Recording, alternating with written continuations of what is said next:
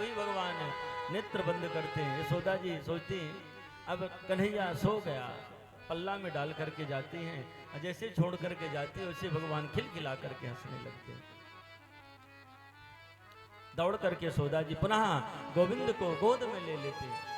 इतने में पूतना पहुंच गई और पूतना यशोदा के पीछे खड़ी हो गई। यशोदा जी देखी कोई स्त्री हमारे पीछे खड़ी है। यशोदा जी बोली आओ बहना कहाँ से आई। पूतना घूंघट के अंदर से बोल रही है जी कहाँ से आई, हमें पता चला तुम्हारे लाला हुआ है, सो आशीर्वाद देने के लिए आ गई। यशोदा जी सोची कोई ब्राह्मणी होगी सो आशीर्वाद देने के लिए आई है।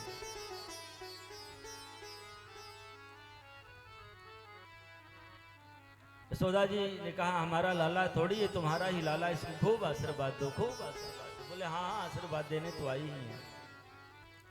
और यशोदा जी गोविंद को ही पल्ला में छोड़ करके पूतना के भरोसे तुम आशीर्वाद देना, मैं जरा अतिथि सत्कार कर लूं।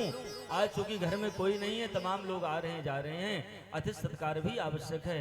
और यशोदा जी गोविंद को छोड़कर बाहर जा, पूतना को थोड़ा सा समय मिला और उस थोड़े के ही समय में पूतना ने गोविंद के सामने खड़ी हुई, अभी घूंघट डाल रखी थी और गोविंद सुंदर मुस्कुरा रहे थे, खिलखिला के हंस रहे थे। जैसे पूतना ने घूंघट हटाया भगवान ने नेत्र बंद कर लिया। परीक्षित जी ने पूछा गोविंद नेत्र क्यों बंद कर लिए प्रभु, क्या पूतना को देखना नहीं चाहते। श्री सुखदेव जी ने कहा शायद ऐसा ही हो, पूतना को न देखना चाहते हो भगवान, इसलिए नेत्र बंद कर लिया। इसमें बहुत सुंदर सुंदर संतों ने भाव दिया। भगवान ने जो नेत्र बंद किया बताया कि भगवान इसलिए नेत्र बंद किया कि हमारे 24 अवतार हैं, भगवान के 24 अवतार हैं और उन 24 अवतारों में सर्वप्रथम हमें स्त्री का वध करना पड़ रहा है। राम 24 अवतारों में 2 अवतार सबसे महत्वपूर्ण है, रामा अवतार और कृष्णा अवतार हैं। तो सभी अवतार परिपूर्ण ब्रह्म के हैं, रामा अवतार और कृष्णा अवतार, और इन दोनों अवतार में सर्वप्रथम हमें स्त्री का वध करना पड़ रहा है। इसलिए भगवान नेत्र बंद करके विचार करने लगे तो एक संत ने भाव दिया कि पूतना अविद्या का प्रतीक है, और जब परमात्मा आता है तो पहले अविद्या को नष्ट करता है।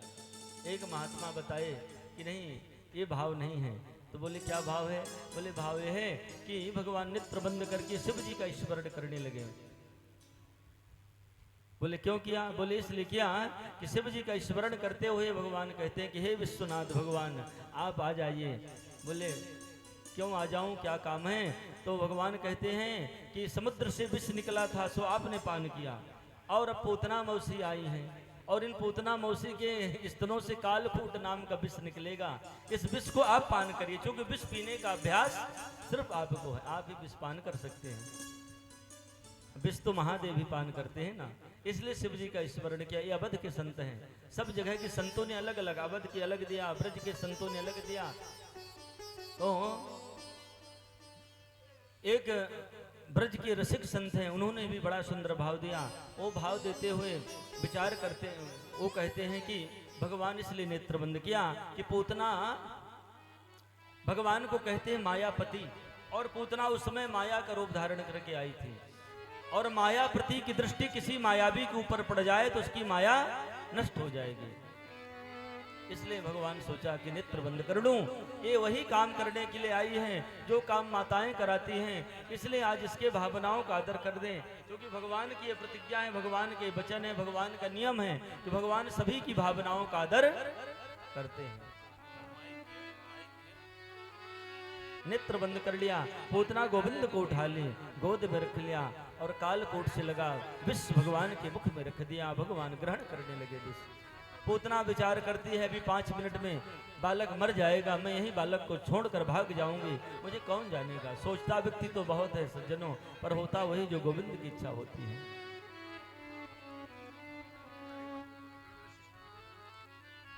5 मिनट हो गए, 10 मिनट हो गए, 15 मिनट हो गए, भगवान तो पीते ही जा रहे, पीते। पूतना को थोड़ा घबराहट हुई, अरे 15 मिनट ये बालक हो गया, अभी मर नहीं रहे, इसको तो मर जाना चाहिए।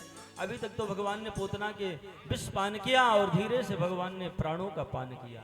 जैसे प्राणों का पान करते हैं वैसे श्वास लेने में कठिनाई, वेदना, तड़पन, घबराहट।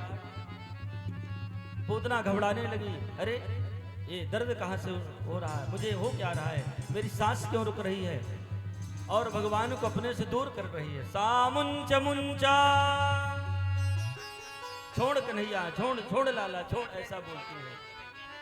पर भगवान की अवस्था अभी सिर्फ 7 दिन की है, और 7 दिन का कन्हैया हम आप जैसे बड़ों जैसा बोल रहे हैं। भगवान बोलते हैं कि मौसी जी हमको तो पकड़ना ही आता है, और जिसको पकड़ते हैं उसको ठिकाने लगा करके ही छोड़ते हैं, बीच में नहीं छोड़ते। भगवान का ये नियम है। एक तो भगवान किसी को पकड़ते नहीं, और जिसको पकड़ लिया कन्हैया फिर बीच मझधार में नहीं छोड़ते, उसको तो ठिकाने लगा ही देते हैं। हमें पकड़ लें, आपको पकड़ लें। और पूतना तो और भी घबरा गई, अरे तो बड़ो चमत्कारिक बालक है, हम जैसे बोल रहा है। तब तक तो भगवान ने पूरी तरह से प्राणों का पान किया, जैसे किया असली रूप में पूतना प्रकट हो गई, और पूतना का शरीर 7 किलोमीटर 7 कोस, अब विचार करिए 7 कोस का शरीर हो गया था।